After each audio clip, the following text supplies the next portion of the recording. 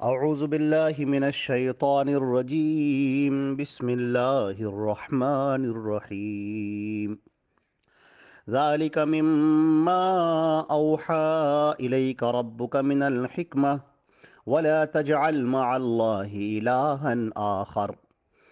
فتلقى فی جہنم ملوما مدحورا۔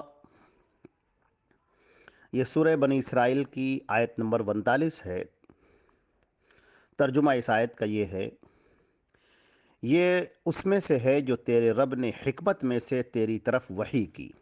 اور اللہ کے ساتھ کوئی دوسرا معبود مت بنا، ورنہ تو ملامت کیا ہوا دھتکارا ہوا جہنم میں ڈال دیا جائے گا۔ یہاں پر جو خطاب کیا گیا ہے تمام انسانوں سے کیا گیا ہے۔ اس جو نصیحت کی جو شروعات تھی وہ آیت نمبر 22 سے ہوئی تھی، اور آیت نمبر 22 میں یہ بات فرمائی گئی تھی کہ لا تجعل مع اللہ الہا آخر، اللہ کے ساتھ تو کسی اور کو اپنا معبود مت بنا۔ اور اسی سورہ یعنی سورہ بنی اسرائیل کی آیت نمبر 22 میں اس کی تفصیل کے ساتھ اس کے اوپر روشنی ڈالی گئی تھی۔ اسے دوبارہ سن لیا جائے تو بہت بہتر ہوگا۔ اب یہاں پر جو اس گفتگو کا جو اختتام ہو رہا ہے، یہ جو نصیحتیں کی گئی تھیں، وہ جو بات شروع میں کہی گئی تھی وہی یہاں پر پھر دہرائی جا رہی ہے، اور اسی پر گفتگو کو یہ ختم کیا جا رہا ہے، اور پھر یہاں سے ایک نیا مضمون شروع ہو جائے گا۔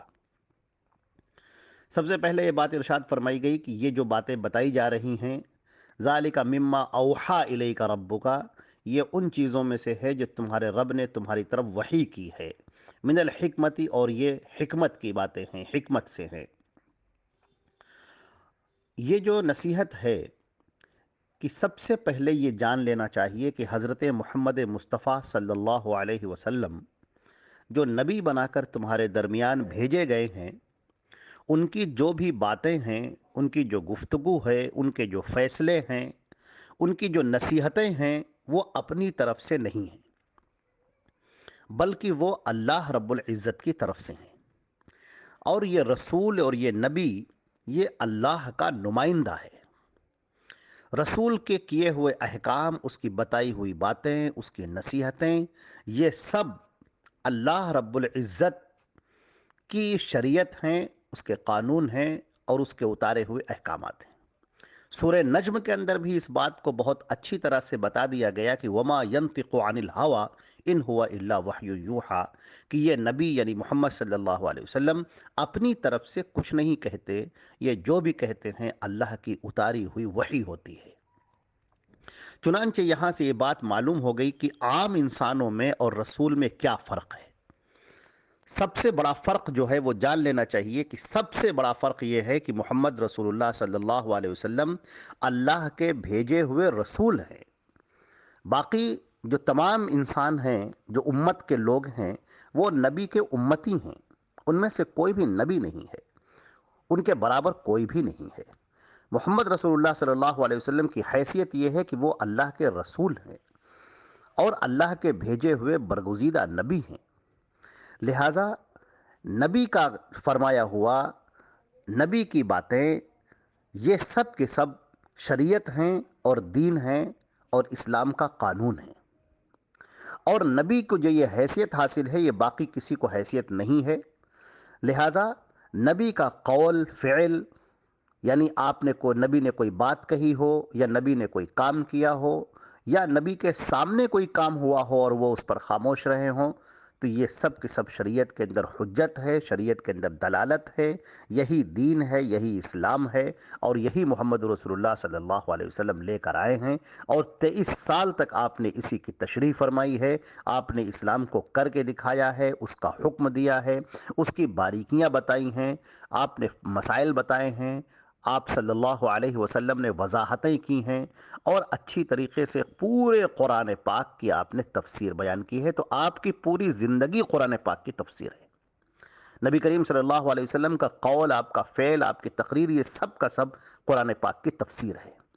پورا کا پورا اسلام اگر آپ کو جاننا ہو، پورا کا پورا اسلام اگر آپ کو دیکھنا ہو، تو محمد رسول اللہ صلی اللہ علیہ وسلم کی آپ اطاعت کریں، ان کی باتوں کو مانیں، ان کے فیصلوں کو مانیں، اور ان کی وعظ اور نصیحت، ان کی گفتگو، ان کا عمل، یہ سب کے سب ہمارے لیے دین اسلام ہے، اور یہی دین ہے۔ آپ کی ایک ایک ادا، آپ کے حرکات سکنات، اٹھنا بیٹھنا، چلنا، کھانا پینا، لیٹنا، یہ سب کا سب دین ہے، اور اللہ کا مرضی طریقہ ہے، یعنی اللہ کا وہ طریقہ ہے جو اللہ پسند فرماتا ہے۔ اسی لیے اللہ نے کہا لَقَدْ كَانَ لَكُمْ فِي رَسُولِ اللَّهِ أُسْوَةٌ حَسَنَةٌ، کہ رسول اللہ کی زندگی میں تمہارے لیے بہترین نمونہ موجود ہے۔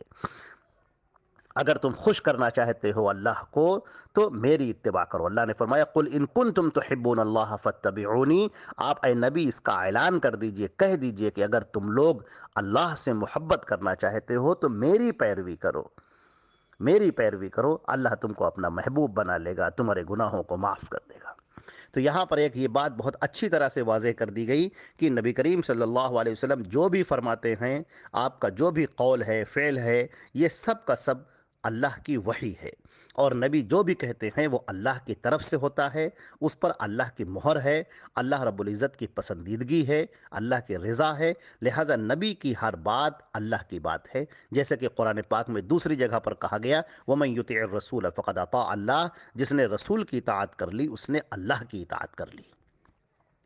آگے فرمایا گیا وَلَا تَجْعَلْ مَعَ اللَّهِ إِلَٰهًا آخر، اور اللہ کے ساتھ تم کسی دوسرے کو معبود مت بناؤ۔ یہاں پر مع اللہ کا لفظ جو ہے غور کرنے کے لائق ہے کہ اللہ کے ساتھ ساتھ، اس کا مطلب یہ ہے کہ لوگ دوسروں کو بھی الہ سمجھتے تھے، اللہ کے ساتھ اللہ کو تو مانتے ہی تھے، اللہ کو سب سے بڑا طاقتور مانتے تھے، سپریم مانتے تھے، کل کائنات کا مالک مانتے تھے، سب سے بڑے طاقت اور سب سے بڑی قوت اللہ کے پاس ہے یہ بھی مانتے تھے، لیکن وہ یہ سمجھتے تھے کہ اللہ نے بہت ساری طاقتیں دوسروں کو دے رکھی ہیں، اپنے بندوں کو دے رکھی ہیں، اپنے نبیوں کو دے رکھی ہیں، یا اور دوسروں کو دے رکھی ہیں، اور وہ جو چاہتے ہیں کرتے پھرتے ہیں۔ اس چیز کو اللہ نے منع کیا ہے کہ بالکل ایسا نہیں ہے، کہ وہ الا لہ الخلق والامر، سن لو اسی کا کام ہے دنیا کو پیدا کرنا، اور اسی کا کام ہے اس پوری کائنات کو چلانا۔ اسی طرح اللہ نے کہا هو الحی القیوم، وہ زندہ ہے، ہمیشہ سے ہے، ہمیشہ رہے گا، اس پر موت نہیں ہے، اسے نیند نہیں آتی، اسے اونگ نہیں آتی۔ الحی، وہ زندہ ہے، القیوم، اور پوری کائنات کے نظام کو سنبھالے ہوئے ہے، تھامے ہوئے ہے۔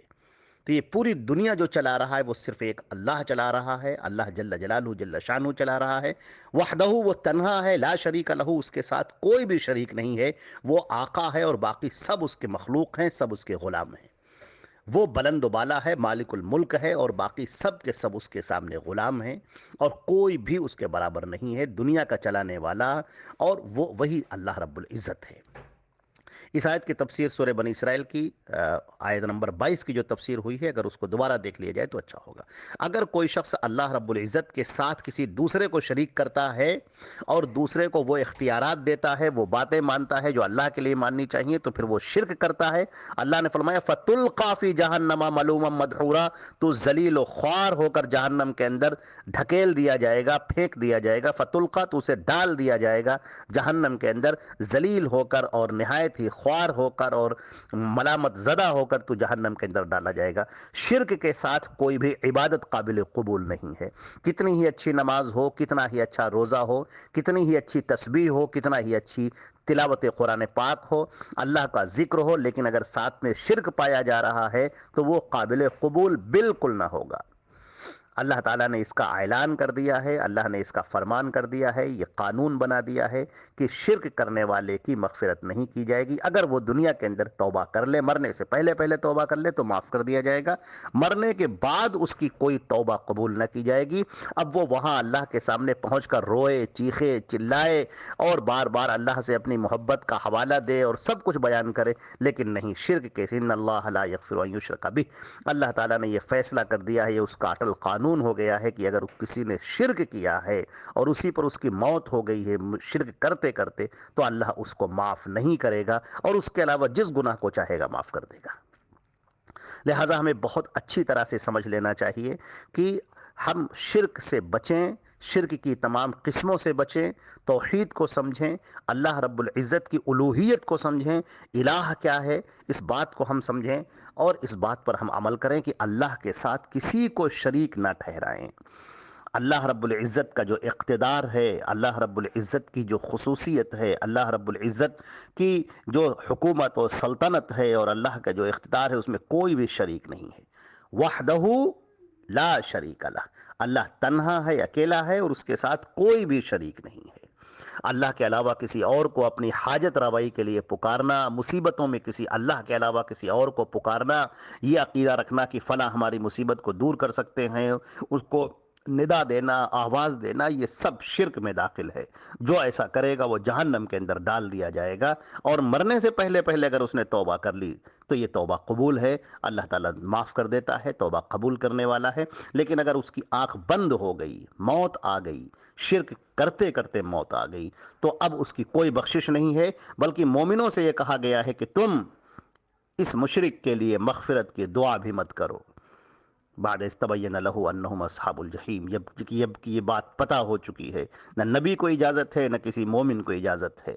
کہ وہ ان کے لیے دعائے مغفرت کریں جن کی موت شرک پر ہوئی ہے، چاہے وہ ان کے رشتہ دار ہی کیوں نہ ہوں، جبکہ تمہیں پتہ چل چکا ہے کہ یہ سب کے سب جہنم میں جانے والے ہیں۔ اللہ رب العزت ہمیں اور آپ کو شرک سے بچائے،